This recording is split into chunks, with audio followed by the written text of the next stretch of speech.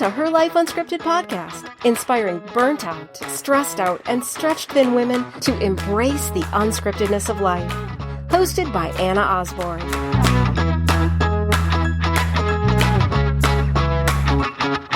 Hello, everyone, and welcome to Her Life Unscripted, episode 23. I am just jazzed to share this interview with you. It is with the lovely Catherine O'Brien, and it's just one that, listening back to, it goes so many different directions. It all stays connected around parenting and motherhood and connecting with our partners, but there's also lots of funny stories that her and I share in it, and it just is a little funny and wacky, and listening back to it, I was laughing and just enjoyed being able to edit it because it was definitely one that we had a lot of fun with. Catherine O'Brien she's actually somebody that's become a dear friend over the years and is just an amazingly supportive and warm person, but she is also the owner and founder of Happy with Baby, which provides counseling and coaching for new and expecting parents, and she is just a staple to the Sacramento community, and she also offers a lot of online resources too. And not only does she do this amazing work with parents and expecting parents, but she's also the California State Coordinator for the Postpartum Support International program and has been volunteering with them since 2011. And it's really just amazing because it's an organization that really supports women and their families that are affected by perinatal mood and anxiety disorders. So you can find out more about that work at amothersheart.org. It's actually a-mothers-heart.org. So I'll include that in the show notes because it's just an amazing program that she works with, but also her work with Happy with Baby. And she's also, like I said, she's become a friend. She's become somebody who I can reach out to for support and for laughter and really lean on. And I'm really privileged to be able to share this interview with you guys. And I can't wait to hear kind of what you get from it and your thoughts on some of the silly stories we share. So I look forward to hearing all you guys soon and enjoy the interview. It's a magical one. Thank you. Well, welcome, ladies, to Her Life Unscripted podcast. I am here with the amazing and beautiful Catherine O'Brien. I'm so excited that she was sweet enough to come on the podcast today. She's become a really great friend over the past couple of years. We were introduced by actually a mutual friend, and the instant I met her, I just was so impressed with just the warmth that she carries about her, and she's got this amazing laugh and just this infectious just energy around her. So I'm really excited to be able to introduce you guys to her today. So Catherine, welcome to the podcast. Thank you so much for that lovely introduction, Anna. That was so sweet. Oh, I still remember the first day we met at that at Pete's Coffee, and it was like I did too. It was like a blind date. No, I totally remember that. I'm like, wow, she's so much taller than I imagined. Yes. For those of you that only know my voice, I am 5'9", and I typically wear about 3 to 4 inch heels. I always wanted to be 5'10", and so I make up with it with really, really too tall shoes. So yes, that is quite true. And so, Catherine, I already shared, your bio with the audience before we started recording, but I'm so excited that you're here to talk today because there's a couple things that I think are so important is especially your work with Happy with Baby, which really does provide that counseling and coaching for new and expecting parents, of just how big that transition is to parenthood and how much, those things of, I don't know about you, but growing up, it was like, oh, you'll understand once you have kids, and then you have kids and you're like, oh, that's what my parents were talking about. And so it's a really big transition. I'm so excited for you to be here on the show today to be able to talk about that and really just give some support and resources to my listeners. I joke and I laugh about this a lot because I truly had no idea the impact of like bringing a baby home would have on my relationship, because I thought, oh, my husband and I, we get along good, we have fun, we want a baby, and then it was like, holy moly, like I had no idea that this new little person moving in would have such challenges, and it's like, of course, like why wouldn't it? Like how naive was I? Yeah, but I think that, it's so funny. There's different philosophies about like, that once baby joins family, then we are a family, or the one that I kind of connect to more is that, the couple is the family and the new baby joins that family, right? And so, right. But thinking about that second one, which is kind of where I sit, is there is that piece of, okay, we're already a family and we're just adding more wonderfulness to it is kind of what we do naively think. And then the realities is, wow, this family looks totally different now that there is a little one who is dependent on us for every single need. Yeah, and I think that's one of the biggest pieces, that there is this dependency, and like our kind of our expectations of like how it's going to be, and then what it is kind of what makes that transition so difficult a lot of times. Like we're just not, I think we're not expecting all of the issues that come with it. Oh, totally. I think that difference between what we expect it to be versus what it is, you're spot on. That's a big difference there. And not that we want to scare expectant parents, for any of you mamas out there with No. little ones, but just the importance of having resources in place so that the transition is, I don't want to say smoother, but it's better supported. Is at least how I kind of think of it. Well, and that's kind of how I started teaching this workshop. Was I basically put together like all the things, like I wish I would have known, A, B, C, D, and E. And if I had known that, I could have been better prepared and have a plan in place and be able to, get the support I needed, or be able to have the conversations with my husband that I needed to have. And that's just what it is. I mean, I think a lot of times it's just to know what those expectations are, what the possible challenges that will be there, and then to kind of have a plan, and not that the plan can't change, or that it isn't going to change, because it does, but at least you kind of have some sort of framework, and you're already having these conversations, that it will just make it easier when little things come up to kind of work through them with your significant other. Yeah, absolutely.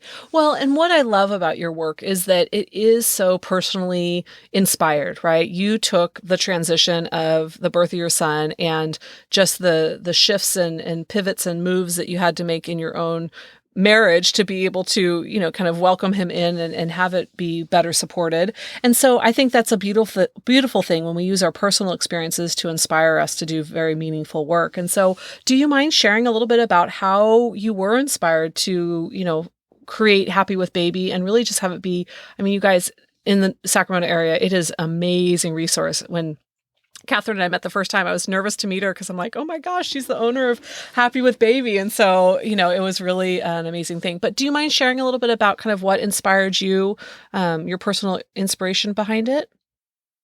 Yeah, I distinctly remember this day. It's like, in so many ways, is really clear in my mind, yet the little details about it are a little fuzzy. But I distinctly remember my son was about 3 months old, and I was getting ready to go to work. I used to work Saturdays so that my husband could be home with him. I had adjusted my schedule, and so it was like working out great in that regard. But we, just kept butting heads about things, like little silly things. And to this day, I don't know what it was that had upset me so much. But I remember getting into my car and like not even off our street, and I'm like bawling, like crying. So I call my girlfriend, and she never answers her phone, but she did that day. And I was like, oh, thank goodness, but I'm like, oh, it's so awful. I'm supposed to go and help other couples with their relationships. And I'm just, like, he keeps hurting my feelings, and I wasn't used to him having my feelings hurt, and I just felt like, oh, this is so difficult. And she's like, when was the last time you guys spent any quality time together, that you guys, went out on a date? And I was like, we have a 3-month-old. We went on a date once for our anniversary, which was like 45 minutes to dinner. I don't even know how we ate that fast or even got our food that fast. But other than that, we had like spent no time together. And so she's like, I just totally, think you should do that. So we were able to go out that night and just went for coffee and like a walk or whatever. And it was like so amazing to have like a conversation with him that wasn't interrupted or wasn't like worrying, about, is the baby going to wake up, or do we need to change a diaper, or is he hungry again, or any of those things. And it was so like, like I could almost like take this like sigh of like relief, like, okay, cool. We're still on the same page, and we're still in this relationship together. And it's not, it's not falling apart. Because earlier in the day, it truly felt like, oh my gosh, this is falling apart. And how has this happened? We had like such a good, strong relationship. And I think, a lot of it was just that we weren't getting that like quality time to sit and talk together. And we used to have a lot of time, every evening together, and, weekends doing things. And now we were just doing them with our son, and our time to communicate, just the two of us, was much smaller. So, so I was kind of like working through that. And then also I was going to different moms groups just to be connected, find other women to hang out with, because none of my friends had kids my son's age or that were close by enough to like hang out with. So I was like, I really need some friends, to like, because it's lonely being home by myself. So, and just hearing just other things. So I'm like, oh, wow, I feel like my husband and I are struggling, but then hearing other stories and just even more challenges that other couples were having, it just really got me like, oh, I just wish there was something to take, or there was some class that kind of prepared for this, because we did all the childbirth classes and CPR and breastfeeding and all these other classes. But there was nothing like, okay, so this is going to impact your relationship, and these are some things you should know to, kind of have a plan. So I just started like things like, okay, I wish I had known this, I wish I had known that, and just kind of like putting it all together. And was doing like this postpartum sculpt class with at this local business, and then she was like, hey, I'm going to start teaching some classes, and she's like, would you want to come teach a class for me? And I was like, yes, I have a perfect idea for a class. Amazing. It was like one of those things, like weird how all connected, but I was like thinking like, how can I get a class like this out there? And I was still like, I wasn't even a year out yet, but I'm like, if I can make it through this first year, like I totally want to teach a class, So that's kind of where it all started. And yeah, I love it. Like I love being a therapist. I always have wanted to be a therapist since like I can remember, but I didn't really have like, oh, this is what I love doing, or this, this like, I'm super excited about this, like I loved working with clients, but I didn't have like, oh, this is my specialty. And I kept hearing like, oh, you should have a specialty. And so finally I was like, this is it. This is what like I've been waiting to do. So yeah, it found you. Yeah. Yes, it found me. Thanks to my son. Thanks to your son. But I mean, I think that's the reason I love that story so much and why it's so beautiful is it does speak to really shifting from feeling so overwhelmed and kind of hopeless. It's like all the things that you knew to be true about your marriage and your relationship. And then over the course of, those first few months with your son, it's like you started doubting all those things, not because it was anybody's fault, but because the nature of adding a baby or a child to the family does mean that there is such much more focus on the child than usually the marital relationship or the couple. And so it wasn't anybody's fault. It was just you guys were meeting the highest demand in the family, which was, taking care of your son and using that as something to create for everybody else to benefit. Like, it's just a beautiful story. It's one of really inspiration. Oh, thank you.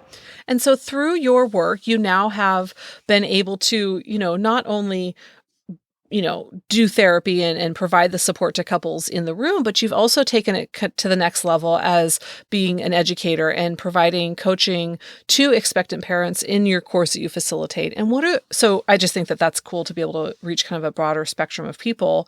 What are the things that you see couples struggling with as they either prepare for baby or baby has arrived, and what are the things they're struggling with? They might be different between the two different groups.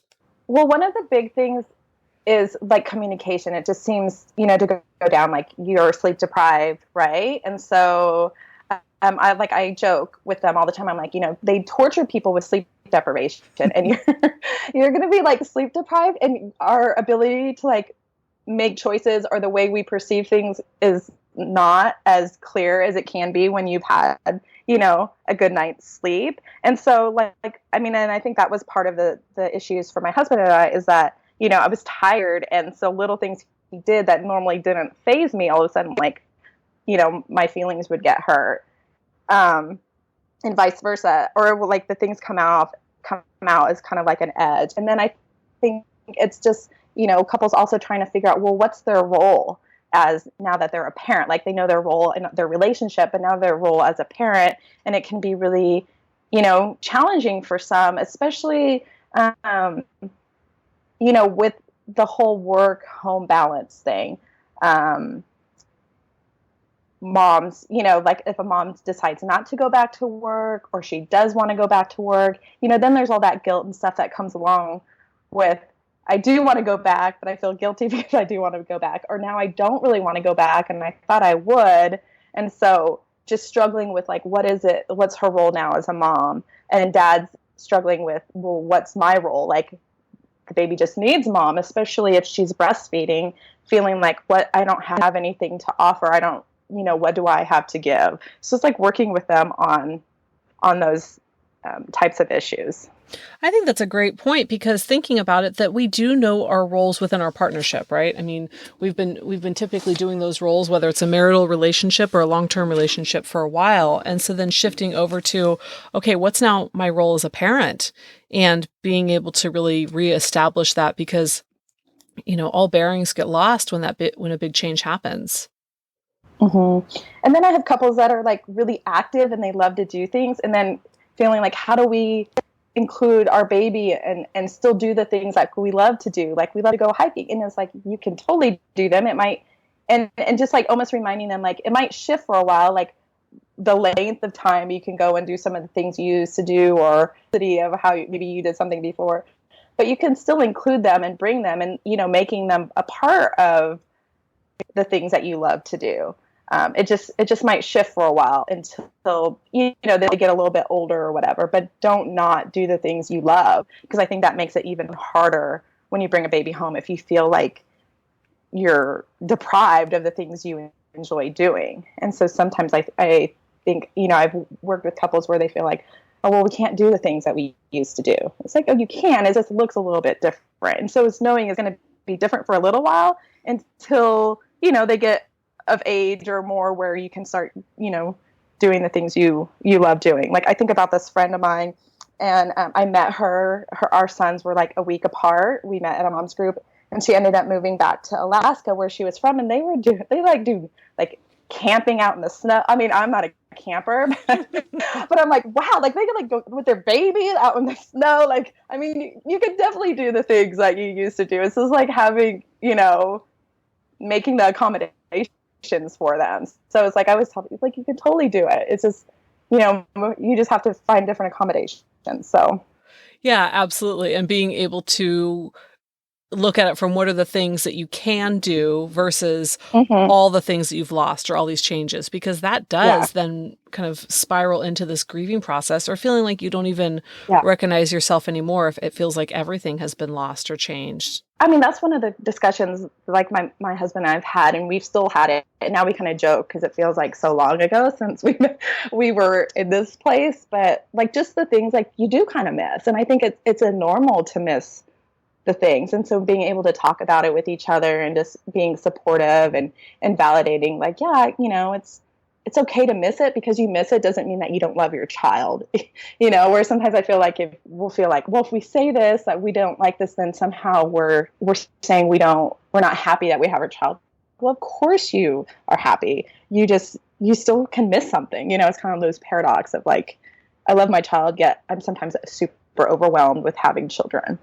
Yes, absolutely. Oh, I love that you bring that up, because it is, we're having this authentic feeling, and then we start feeling like we shouldn't. And that's where that shame comes in, or that guilt of, like you said, wanting to return to work or not wanting to return to work. It's like, well, what does that mean about me as a mom if I really want to go back to work? Mm-hmm. It doesn't mean anything. It means you're a great mom that loves their kids, and you're working outside the home, period. And so I think that's a good differentiation there. Yes, absolutely.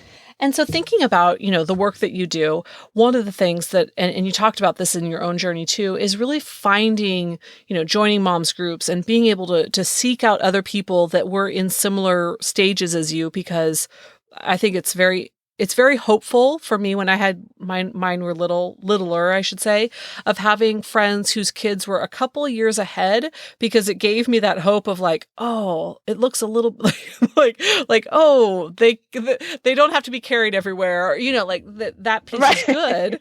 And so that's helpful, but there's also the piece that when you've got friends where there's a big gap in ages with kids, it's also being in the thick of it, you need those people too. And so creating that community or creating that tribe around you. Can you speak a little bit about the importance of really kind of creating that tribe of other mamas as you're in it? Having a baby and bringing a baby home can feel, especially when you're home and, depending on how long you get maternity leave or whatever, and you feel like isolating. It can be isolating being home all day.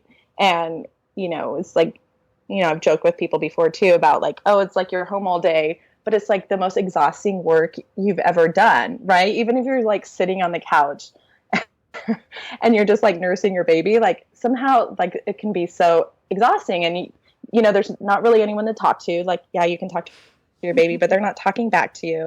And, or if they are, wow, like that's some good skill. But anyways, so it can be really isolating and lonely. And it's like, I think for me, like I needed to have something to do like during the day, whether I did it every day or not. Like I looked around to find things like, okay, on Mondays I can do this, and on Tuesdays I can do this, and on Wednesday, and so forth. Like I work part-time. So I had like a couple evenings a week that I worked when my husband would get home. But like during the days, like I need something to like get out of the house, So like I found like the moms group that was on Thursday, and there was this like postpartum sculpt class that was on Wednesdays and Fridays, and I don't know what I did on Mondays and Tuesdays, but I'm sure there was something, or even if I just went out and went for a walk around the neighborhood. Fortunately, both my kids were born in the spring, so it was like the weather was perfect, and I lived in a neighborhood that I could do that. So just even if it was like rainy or something, I remember going to Target one time and just walking up and down the aisles, and like people would like randomly talk to you if you have a little baby. So it was like, okay, I got my like social interaction for the day. But just having the different places to go and talk to people. Like I'm kind of introverted, but I do need like that social interaction to have. Like I like my alone time, but I like need like the interaction time too. So yeah. So the moms group for me was huge. And I met, there was 6 moms of us originally, and 4 of us, all of our boys, we all had boys, and then 4 of them were born in March, and 1 was born in January, 1 was in April. But it was just really cool. Like we still occasionally get together, even though all our boys go to different schools or whatever. But it was just nice to have like these group of moms that, kind of were in the same position that I was in, that we could ask questions and like, oh, this is hard. It's like, yeah, it is hard. Or, those types of things, just knowing like, and then having those friends that had the older kids and knowing like, okay, it does get easier in this respect, but right now it is challenging. And to know I wasn't the only one feeling this way in this moment, I think was really validating. Yeah, for sure. The normalization of that is that it is hard universally. And so being able to have other people around you that really echo that, like you said, it's the validation of, okay, it's not that I'm doing something wrong here. It's that this is really hard and I'm doing my best. Mm-hmm. Mm-hmm.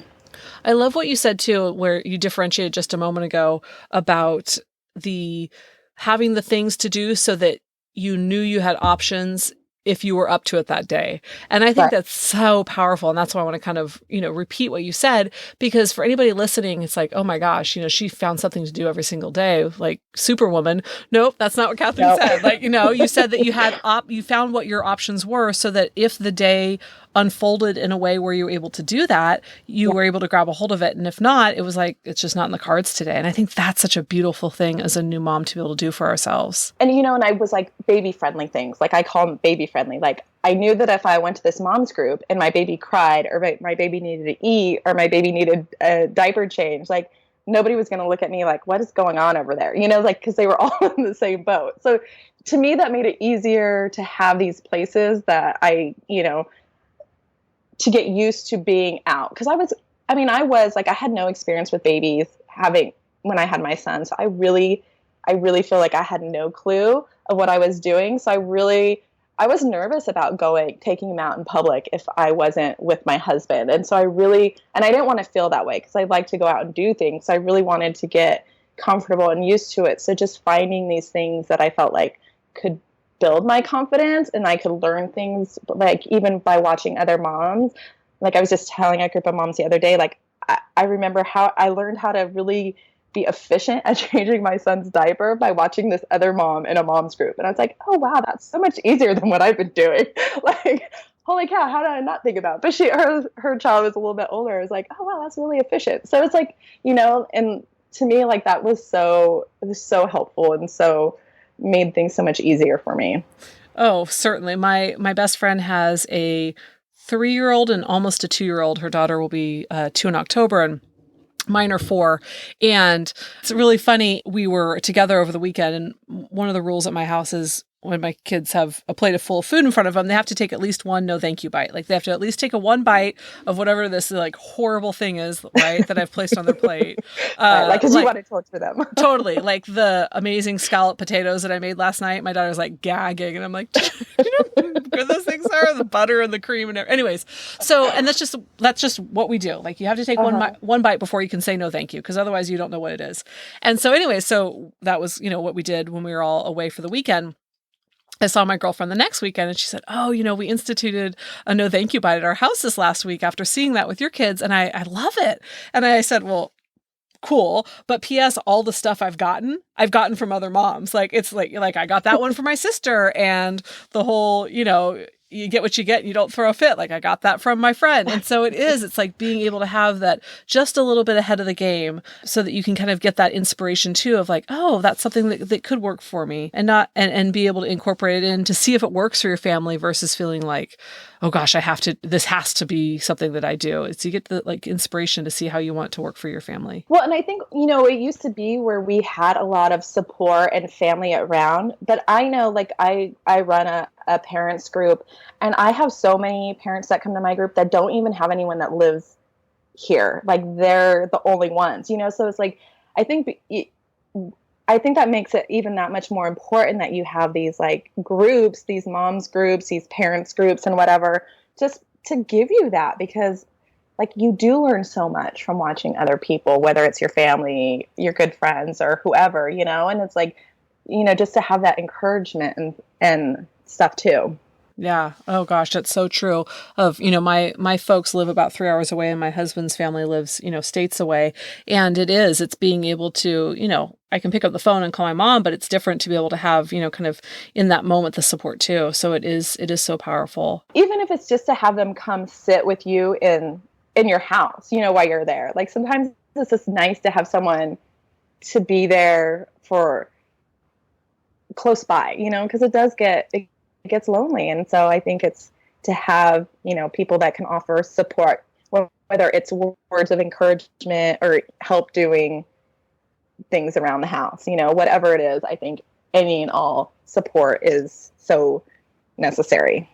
Well, and let's talk about that for a second, because I actually just recorded an episode before this, so who knows when everything will air. So it may air after this one, how everything's scheduled, but about asking for help. And so I'd love to hear kind of your perspective on it, because it is so essential. Like you said, we used to raise our families in villages where there was, aunties and uncles and people to be able to hand the baby to when you feel like you're touched out, or, just being able to just have a little bit of respite, or just that company. And I think that there's so much isolation that happens around majority of the ways that we raise our families now. I mean, it's obviously quite different.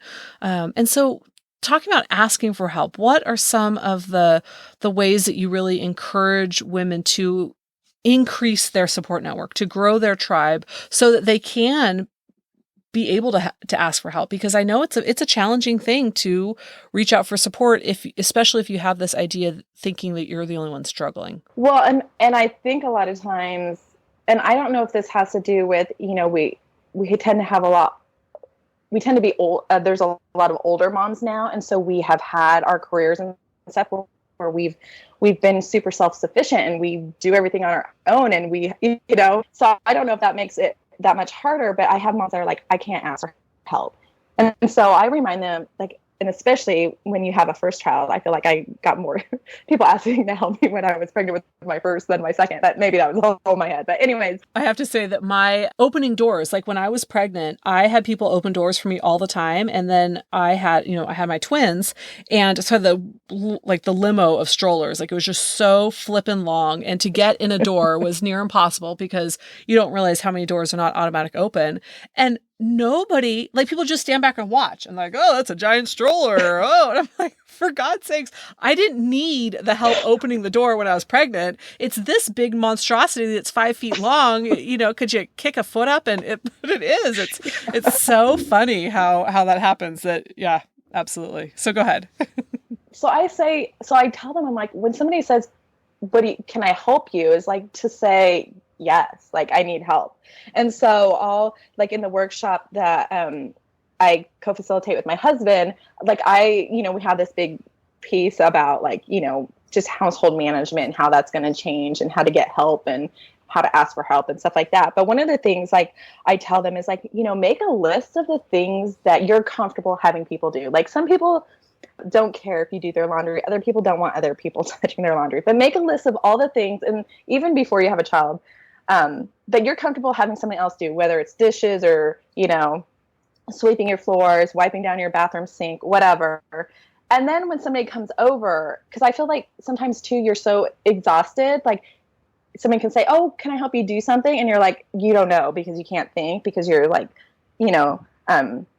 decision fatigue, you're question out, you don't have anything to give. It's like you can just hand them a list and say, if there's anything on this list you're comfortable doing, like, can you help me out? Or you can look at the list and say, hey, can you do this for me? And just be direct. Like people really want to help, but they don't know what to do. And I think sometimes they don't want to like be like intrusive.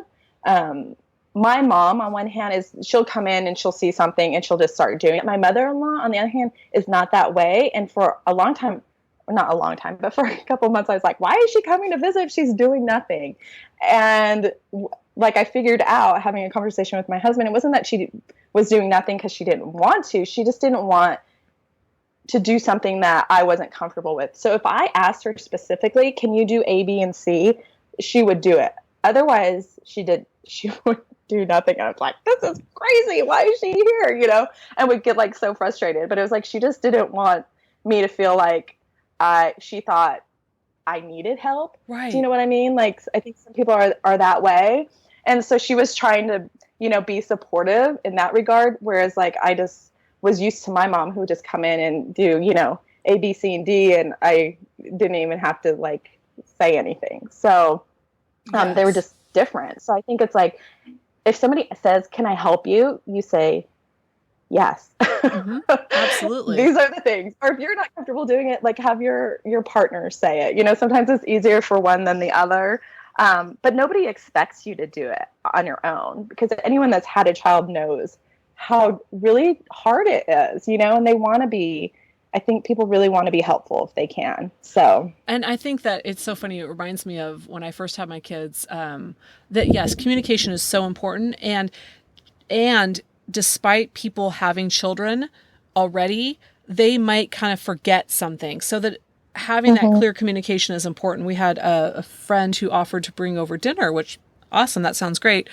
Except they brought their toddler while they made dinner at our house. Oh no. It was like, and I'm like completely overwhelmed. And I didn't know how to get them out of my house. And they were trying to be very kind and bring me a meal and my husband a meal, but their hearts were in the right place, but the delivery was really off. And literally, there was no delivery. It was, let me make food in your kitchen for you. They did bring the ingredients, but did they do the dishes? I don't remember. I think I probably was like, we'll get them just to move the dinner party along with 3-week-olds. That wasn't my plan. But I think that the heart was so in the right place. And so people do want to help, and being able to give those directives of, I would love some help with this, or we're really not up to visitors right now. I love if you want to drop off a meal, we would love it, but there's no pressure. But right now we're not up for visitors. Like, being able to say those things and be direct about it, I think that in hindsight, it would have been so much better for me to be direct about it versus say, sure, you can drop off a meal and not have any understanding of what that meant for them versus how I assumed it would mean. Be really clear about that communication is huge. Because we get all types in our class. So we have the people that are like, yeah, we want as much help as we can get. And other people are like, no, we want a month where it's just us bonding with our child. And there's not one right way to do it, right? It's finding what's right for you and your partner. And I'm all for it. But I also tell them, it's okay if you change your mind too. Like if you decide, hey, yeah, we want family coming for like, every week for a month or 2 months or whatever. And then you're in it and you're 2 weeks in and you decide, oh my gosh, no, I can't have it, people. You can change your mind. Like you can change your mind and say, you know what? I thought this was best, but I feel like we just need some time right now with our family of 3 or 4, whatever it is, or if you thought you didn't want people around and then decide like, oh gosh, this is more overwhelming and I could use a little extra support, you can change your mind and then ask for it too. Like most people aren't going to hold it against you. I think it's being able to say, hey, I need help, or maybe I don't need as much help. I mean, either way is perfectly fine. And I think we truly don't know what we're going to need or how we're going to need it until we're in it. Oh, so certainly. It's perfectly fine to change your mind. I mean, that's kind of our prerogative as parents. Yes. And I love that's a beautiful way of saying it, is we actually don't need as much help as we thought in this moment. And so we're going to adjust here. And I think that being able to have that conversation is so much, as difficult as it is, it's so much easier for everybody to have that put out there versus, kind of these assumptions or feeling like, well, you said it once, so therefore it's the governing rule forever. Well, and I think like a lot of times I get, people that are worried like, oh, if I tell, my mother-in-law or my mom this, then they're not going to want to come, they'll be upset with me and they won't come around. And my experience is that they might have their feelings hurt, but most of the time they want to see their grandkids. So they're going to honor your wishes and make it, and they'll be back, yes. Or they'll come, so it's like, yeah, they might initially be upset, but they'll get over it because they want to spend time with their grandchildren. So I think it's really doing what feels good for you, and so that you're not resentful, because this is ultimately it's your time as a new family, Yeah, that's a really good point, because there is this assumption that by having clear communication that everybody will go, oh, thanks, that's fantastic. But the reality is some people can have their feelings hurt with it. And kind of like you said, knowing that new grandbaby is going to be such a connector, it's such a loving, positive piece. And so being able to go, okay, their feelings may be hurt, but it's not, it hopefully won't be a permanent thing. It's so necessary in the moment, though, to have that communicated. So as we're, kind of talking about this, what are some of the tips or tools that you can offer to the audience as they're, in the very early stages of parenthood or expecting children? What are some things that you would like them to know so that they can, start to prepare for this journey? I think to know that, this time, like there are overwhelming moments and there are, frustrating moments, and they're like wonderful moments. And to know like these moments don't last forever. So if you are overwhelmed, there will be another stage, another season, and it will get easier in some regards. So just to know it's not forever. And then the thing that I always talk to couples about is, I think it's just remembering, I feel like it's 3 things. And the first thing is like, what are you going to do to bond with your baby, right? So what are the things, and for most people, that's not really too hard to do. And I think it's, sometimes I remind moms also, especially if they're home a lot, is like making sure that their partner is getting that time as well. So if they're nursing and stuff, sometimes I think we can get over where we have to do it all, or like we're here, the baby cried and we have to come in and rescue. So it's like reminding them, it's like, you know what, dad's going to need his like learning curve also. And so letting him, work those things out and get confident in the skills and things he's doing, whether it's changing diapers or giving a bath or whatever that is. So making sure you're both getting that bonding time with the baby, making sure your partner gets that. And then making sure that you get time for yourself, to kind of refresh and rejuvenate, whether, it's just like a little walk on your own, or you go out and get a coffee with a friend for an hour. It doesn't have to be a lot of time, or even a nap. Mm-hmm. Maybe your partner comes home from work and takes the baby out for a walk and you lay down. And if you can't sleep, then read a book or a magazine or something, but just rest. Like, you can rest even if you can't sleep. But getting that time that you guys both each get that time to take care of yourself. And then the third thing, of course, we kind of talked about in the beginning, and kind of where my story started, was making sure you're getting that time with each other to connect and talk to each other and support each other in both. The feelings that you both have bringing a baby home can be different, but in a lot of ways, I think they're really similar.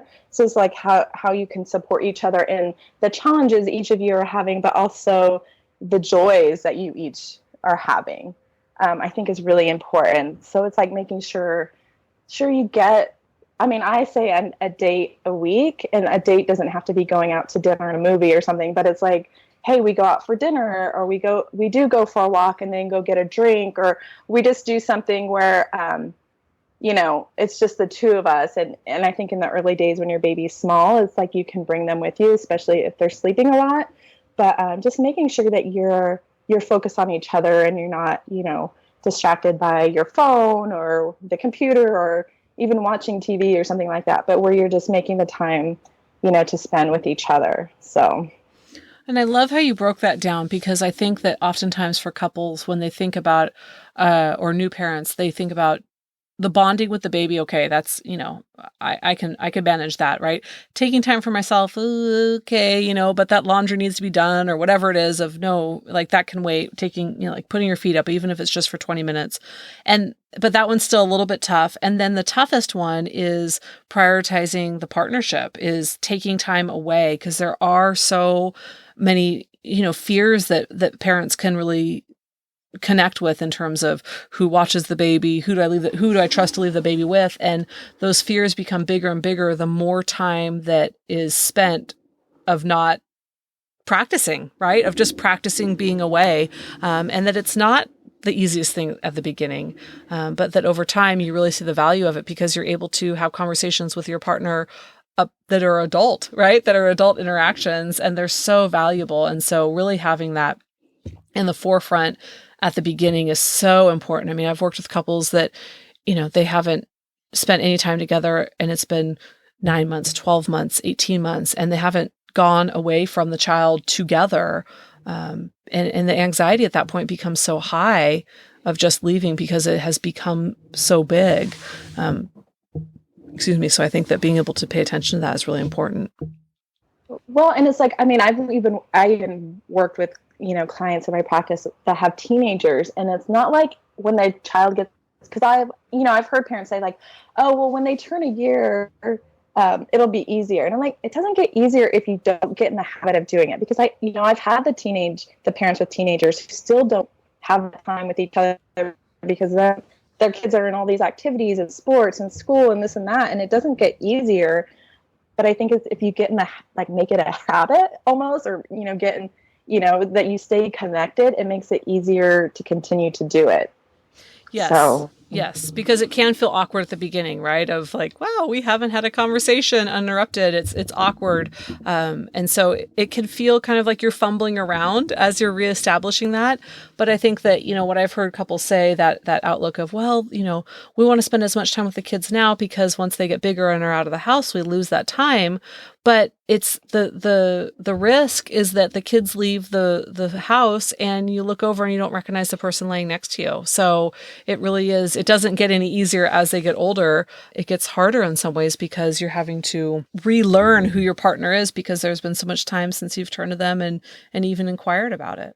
Right. And I think it's really important for kids to see you love their dad and their mom, to watch what it is to have a healthy relationship and taking care of each other and spending time together and how you interact. And I know, like, for me, like, I like my husband and I do get pretty regular dates, but sometimes things come up and whatever, it doesn't work out. But I joke about, like, I know when we need to spend some more time together, because, like, all of a sudden, like, little things he does, like, drive me crazy. Like, if he leaves the sink wet after shaving or something, I'm like, what the heck? I'm like, okay, we clearly need to spend more time together, because these little things are annoying. Whereas, like, most of the times, like, it doesn't even, like, faze me and I don't notice it, sort of thing. So, I mean, I think it's, it's important. And, our kids love seeing us go out, and their thing is, like, they want us to do things because then they get to, like, stay at Nana's house or do something, and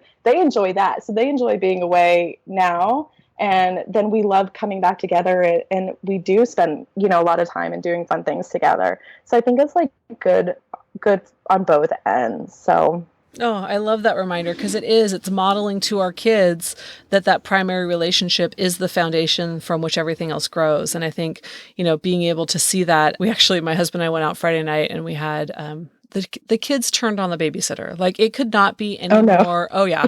It could not be any more of a stereotypical, like, twin on babysitter mutiny. Horrible. And this is only the second time that she's babysat for us, and it's the second time that the kids have done it. And we try to go out, like, go out on a date rather than having a date in the house at least, like, once a month. And so they're used to having babysitters, but for some reason, I don't know what, it's like they smell blood in the water with this poor girl. And it's just like, it's so, and so trying to recover from, and so either the other few people that babysit our children have never told us that my children do this, or it doesn't happen with other babysitters. I'm really hoping it's the second. Like, I'm really hoping. Yeah. But it was just, I mean, I won't go into the details but there was definitely food being thrown and beds being jumped on. Like, I mean, full on, like, WrestleMania. Anyway, so kids are on restriction for 4 days. And so they lost any TV privileges and no treats. And so sure enough, after soccer on Saturday, and I said, if there are treats in your snack bag after soccer, then they're going away. Like, there's only if there's fruits and vegetables. And so my son looks in his snack bag after the soccer game and goes, oh, there's only treats in here. Like, so disappointed. And so the mom, who was the snack mom, looked at me like I was crazy, of like, why is this child upset that there's only treats in this bag? I'm like, we'll talk about it at home. Hand me your bag. You know what I mean? But so anyway, so we've been trying to work through it. And so today, they said, we really want another babysitter because we want to show you we're not going to do that again. I'm like, all right, let's give it a whirl. But it did. It was just like, gosh, we're trying to get away and have some moments to talk. And here we've got, like, reports coming from the babysitter that the children are crazy. And can you please come home because I can't handle it? I'm like, oh, man. So yes. Oh, no. It was, It was so cool. Sweet, innocent looking. I can't even imagine. Well, thank you. That's what I'm trying to tell myself, and not go into, like, a full panic that I need to, like, oh Lordy. So I don't know what it is. This poor boarding girl. School or something. That's it. You're getting bread crust and water for the next month.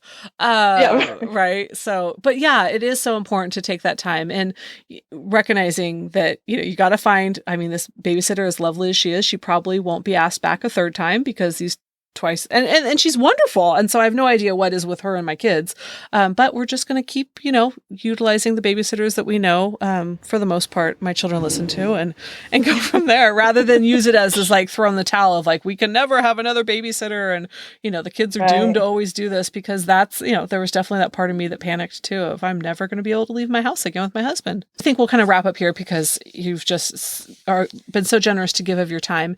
And you just did these 3 things of, how are you going to bond with the baby? How are you going to take time for yourself? And how are you going to take time to spend as a couple? And I think those are really, really valuable for the audience. Are there any other pieces, or kind of words of wisdom that you want to share before we close today? Well, I mean, I think just to kind of piggyback on that a little bit is, like, I say, like, bonding as a baby, but all those 3 things are the 3 things that you will do throughout your relationship with your child, right? Because there's always going to be this time that we're needing to connect with them. And there's always going to be this time that we need to take care of ourselves, because, right, we can't take care of others, and we can do a better job of taking care of others when we're, as they say, filling our own cup and taking care of ourselves. And then it's always going to be important to be connecting and communicating with our partner. So I think is those three, I feel like those three things, if you can do throughout your family relationship, is always going to be important and helpful and necessary. So. Oh, I love that. That is so important. It's not a box you check when you're a new parent. It's one that you're continually evolving and keeping at the forefront as you're going through those parenting years and beyond. Yes. Oh, amazing. So Catherine, share with folks how they can find you, because I know they're going to want to just devour the resources that you have available. How can they find you? My website is happywithbaby.com, and you can find me on Facebook at happywithbaby and Twitter at happywithbaby and Pinterest. And I just recently started Instagram. So all at Happy with Baby. I keep it easy because so I can remember. And then it's truly what it is. And and it's, people think sometimes I'm just talking about babies, but I feel like Happy with Baby is just the start, right? It's my goal is I know we're not always going to be happy. And so it's like, what are the things that you can do to, make sure that you feel good about your family? And it is even as your child gets older too. So I do have stuff on there about, toddlerhood and stuff like that. And I joke that as the older my kids get, it will expand more and more. But right now, just up into the toddler years and a little school age stuff. But basically, it's it's about your family and how you can be the happiest that you can be, and that doesn't mean always, but definitely what are the things you can do to work towards that. So. Oh, so amazing. You are just so inspirational and just a wealth of knowledge and just a lot of warmth. And I'm so, so grateful that you took time to come on the podcast today. And I'm excited to continue to, just grow our friendship and be in each other's lives. It's a joy to have you.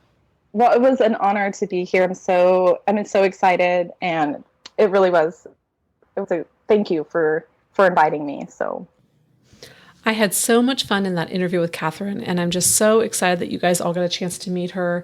And I just love so many things about what she talked about, but I love this idea of being able to build our confidence by learning from others. And I just love the way that she described it, because I think oftentimes when we look at how other people are doing things, we can start to feel comparison or feel like we're not doing it right. But the way that Catherine framed it as really this way to be able to learn from each other was just really powerful to me. So I'm so excited that she dove into that. And also how she talked about these three things that we can do in terms of, bonding with our baby and also finding time for ourselves and time for our relationships is not only something that we're doing in those very early days and weeks as new parents, but something that we're constantly doing in our relationship throughout all the stages of parenting in order to have that balance between the relationship with child, relationship with ourselves, and relationship with partner. So I could not be more excited to share this interview with you guys. And I just welcome any feedback you guys have. Please send it over to me, Anna at Her Life Unscripted. And of course, reach out to Catherine at Happy with Baby. She's just brilliant. And I know that after listening to her interview, you guys can see why I just adore her so much. So thank you so much for listening today. And I'm so excited that you guys got a chance to meet Catherine O'Brien. Talk to you all soon. Bye. Want to learn about the latest retreats, workshops, and speaking events hosted by Anna? Head over to herlifeunscripted.com to get in on all the juicy details. Don't forget to subscribe, rate, and review the podcast so we can continue to grow our amazing audience. Lastly, be sure and send in your voice feedback via the SpeakPipe app or to Anna at herlifeunscripted.com. We can't wait to hear from you.